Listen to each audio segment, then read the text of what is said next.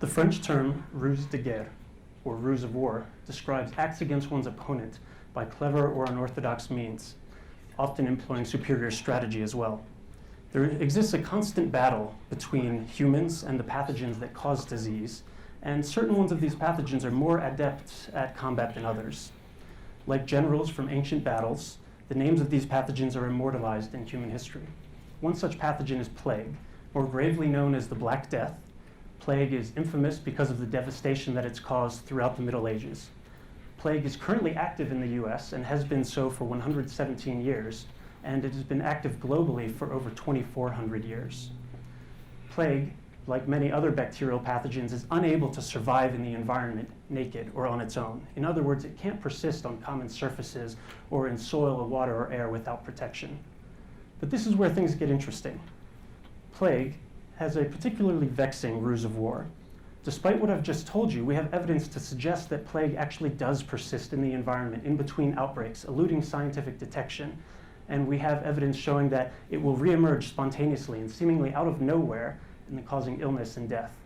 Scientists have often asked, how does this happen? Where does it go? And when will it reemerge next?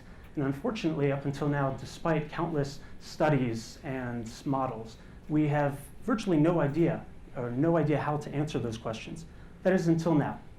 My research focuses on plague and its ability to use amoeba as a Trojan horse enabling survival. Now you might say, amoeba, Trojan horse. Let me explain. Amoeba are ubiquitous organisms that live in soil, water, perhaps right on the table in front of you. And amoeba typically eat bacteria. However, through my research, I've discovered that plague bacteria it's evolved a mechanism that allows it to avoid digestion by amoeba and instead survive inside the amoeba, and not only survive, but it thrives, it multiplies. And so thus the amoeba acts as a protective vessel for the bacteria, the same as a Trojan horse may protect enemy combatants inside it. So you may say, so what? Who cares? But this is actually profound information that adds to our understanding of the plague system. These questions have quite literally plagued scientists for millennia. And now we're much closer to understanding not only how it persists, but how to eliminate it. So it seems all along that plague's cunning ruse was to survive inside Trojan horses just beneath our feet.